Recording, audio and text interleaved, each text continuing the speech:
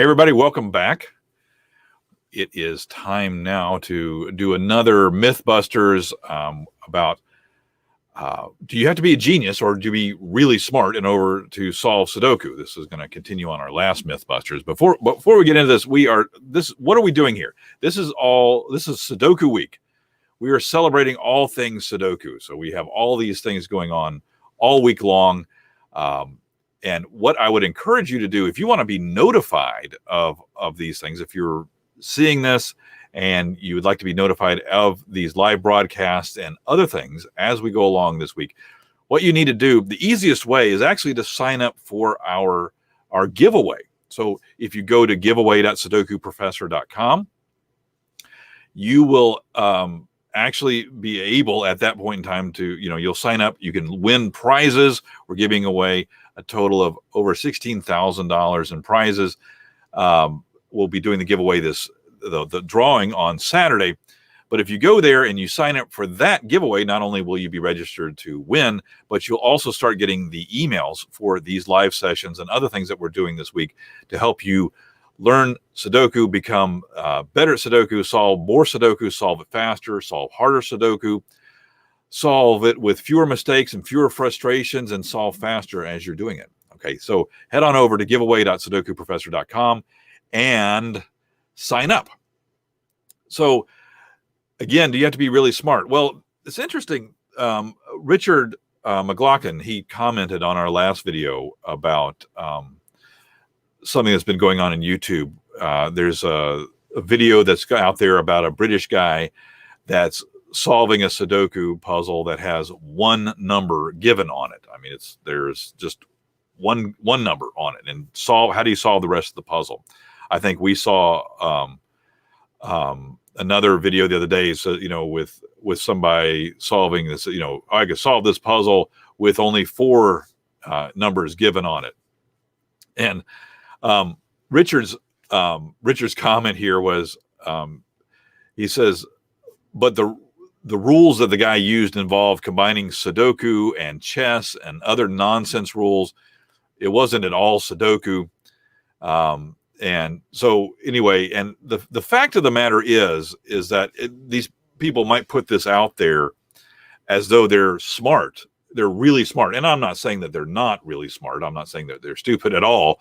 But what I am saying is that they put it out there like, I'm a genius. I can solve this Sudoku with only one Sudoku. But it's been long proven that in order for you to be able to solve a Sudoku, you have to have at least 17 numbers given on a puzzle.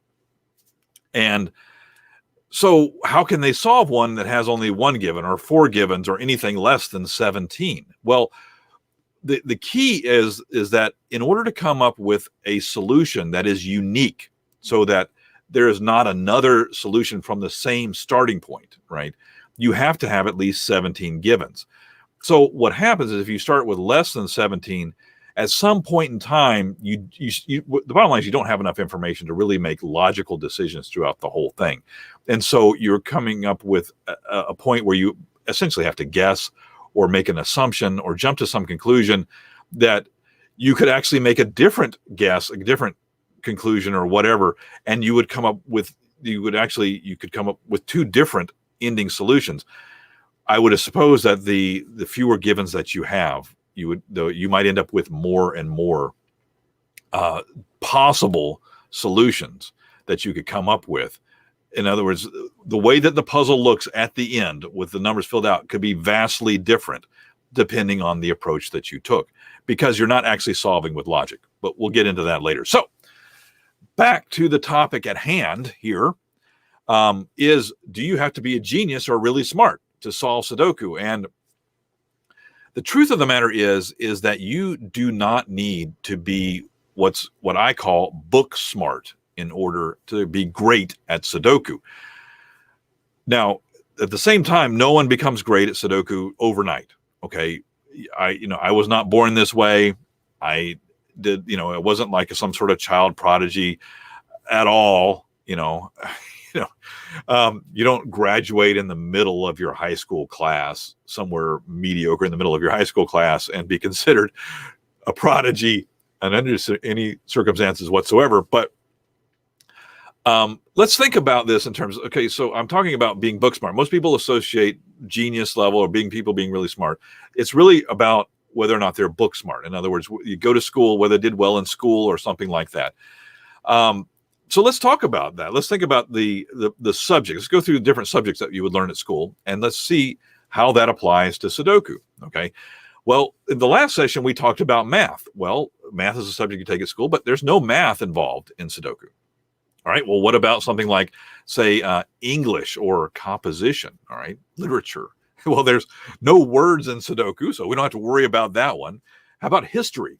Whether it was Moses or Noah that was in the ark, or whether, George Washington crossed the Delaware or the Potomac, it honestly, it doesn't matter. I mean, we actually went over some history. If you didn't see that, we did the whole history of Sudoku. It's interesting, but it's not necessary in order for you to play Sudoku.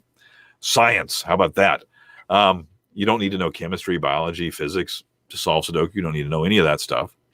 The only geography skills that you need to know are, where did I leave that pencil? It doesn't require any artistic skills. You don't. There's no vocational skills. I mean, if you're great at fixing automobiles or something like that, you can still solve Sudoku, but that skill does not play into Sudoku. And I could go on and on with all these different subjects that you could learn. Bottom line here is that you don't have to be a genius in all those subjects, or any of those subjects at all. You don't have to be genius whatsoever. You don't have to consider yourself a genius. But it does point to one interesting thing, because we're talking about logic. That's all you have to do is develop your sense of logic. That's what we talked about in the last session. But notice how logic was not one of the subjects that's typically taught in school, right? Did you take a course in logic? I mean, I did, but it was one semester, and it was because it was required on as I mentioned, in my computer science. But did you take a logic course? I kind of doubt that you did. Logic is sorely missing, so it's actually an area that you could develop. So to be successful at Sudoku, you need to learn to think logically. Okay, if you're already a fairly good logic thinker, even if you flunked out of everything else, you're going to do great at Sudoku. If you're a poor logic thinker, maybe you think, I don't think very logically. Well, what better way to improve that and improve your life? You are gaining, as I mentioned before, gaining problem-solving skills. And when you can think more rationally and logically on any subject rather than emotionally, it's your life's going to improve. I mean, think about people who, I bet you know somebody, especially in the atmosphere that we've been in the past year or 4 years or whatever. I bet you can think of people who cannot think or discuss any issue or major issues logically or calmly. Okay, they end up their discussions. You might try to discuss something with them logically, politically or whatever the case may be.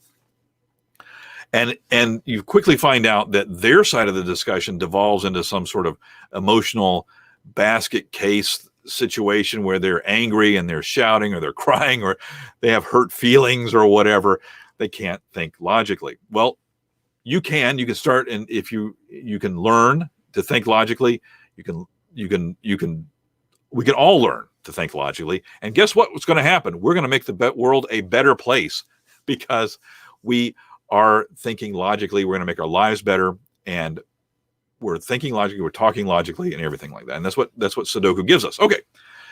And for that reason, if you know somebody who isn't thinking very logically in your life, maybe they need to get into Sudoku so you can spread the word. And the best way is actually to spread the word is to actually sign up for the giveaway and then encourage them to do the same thing. Okay, because if you encourage them to sign up for the giveaway, again, going to giveaway.sudokuprofessor.com, you encourage them to get into Sudoku. They must start thinking logically. They'll learn the skills, and you can have normal discussions with them. How about that? And along the way, of course, if you're recommending them and they sign up for the giveaway as well, you get extra entries, and you could both be a winner. All right, so thanks a lot for joining me on this one. We're going to be back next in a few minutes. We're going to be talking about another Another topic, again, I'm going to be a little bit surprised about which topic I'm doing. I'm trying to figure out which one I'm going to do next.